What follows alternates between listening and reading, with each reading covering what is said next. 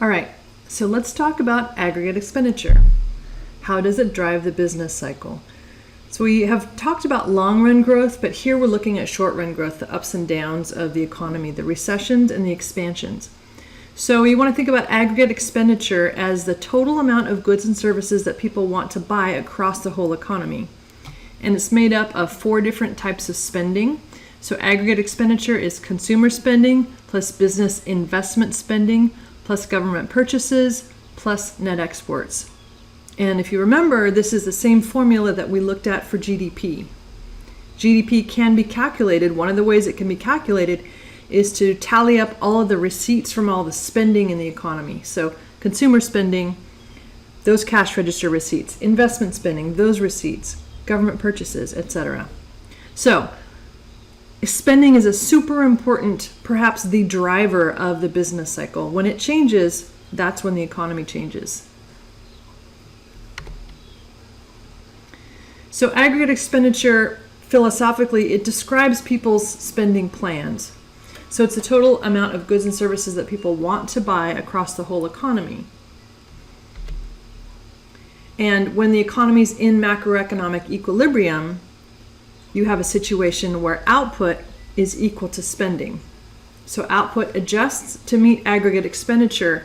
When there's a contraction in one side, like contraction in spending, you can believe that firms are going to reduce their output and their production to respond to it. So macroeconomic equilibrium exists when those things are in balance. If one of them is above the other, output will adjust. If people start spending more, all of a sudden, expect output to rise. And it's a circular flow that we've talked about. So you can think also about the spending from the consumer side and matching the production from the firm side. And again, there's this tension between short run and long run. If you think about the productive potential of the economy, we'll start to call that potential output. Potential GDP is something that policymakers estimate. We're not perfect at estimating it, but the economy has a maximum speed it can run at, so to speak. So this potential or sort of long-run growth trend, if we're on it, that's really good, but probably we're going to be somewhere below or above it. That long-run trend line has something to do with the amount of resources and technology and sort of capacity that the economy has. So a term here for us to get to know, the output gap, that focuses on sort of the difference between our actual GDP and our potential GDP. And the economy can be slower or faster than its potential.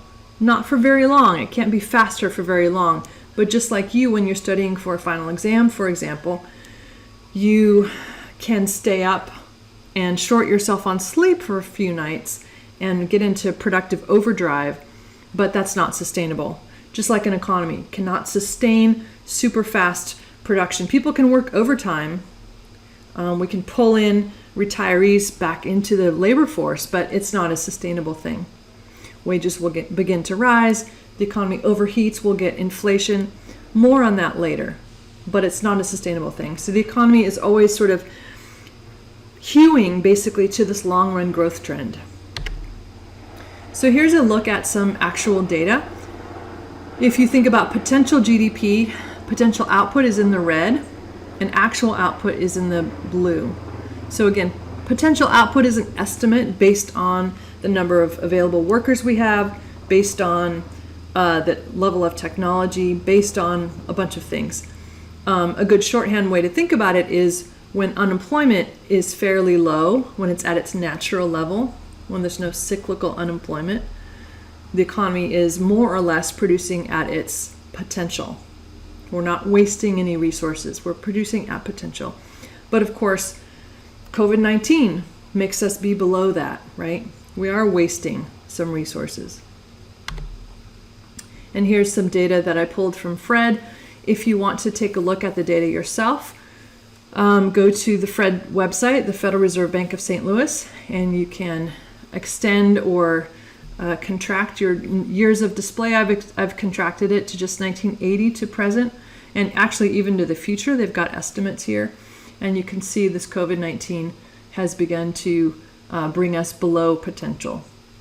And every year that there's a recession, as you can see by the gray bars, you've got an economy that's going to be producing below potential because a lot of people are unemployed. And you can see the severity of the financial crisis recession right here. Our output dropped dramatically, just like it's doing right now. The output gap is that measure of the difference between actual and potential, and it's done in a percent change. So if your potential is, let's say, 100 and your actual is, let's say, 90, first of all, are you in a recession or are you overheating?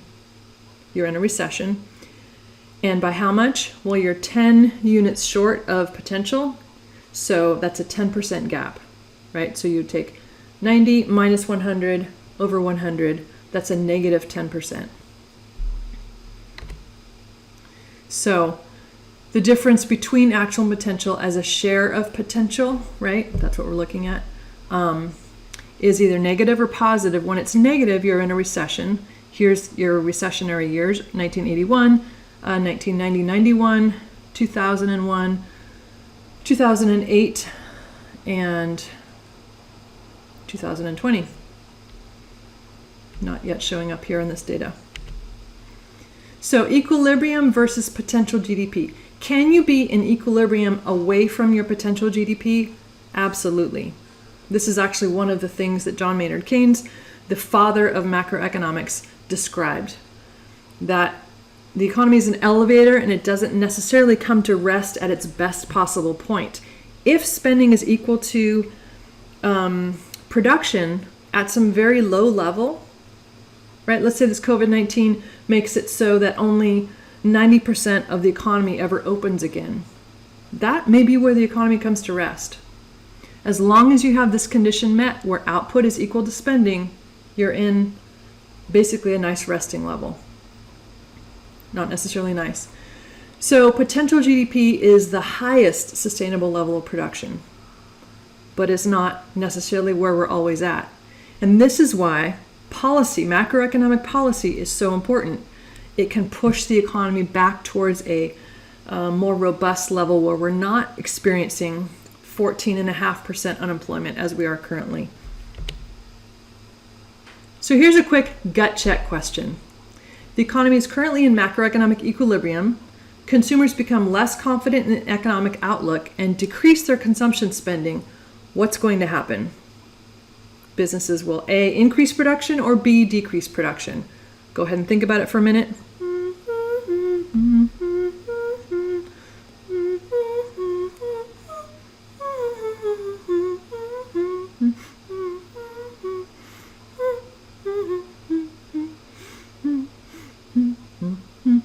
So, profit-seeking businesses are going to decrease production. To review, across the whole economy, businesses will adjust their production so the total output matches total spending. Aggregate expenditure drives short-run fluctuations in output. Spending is important. Production follows spending in the mainstream economic models. In the short run, actual GDP can be greater or less than potential. Focusing on the output gap provides a way to disentangle the roles of demand side and supply side determinants of GDP. More on that later.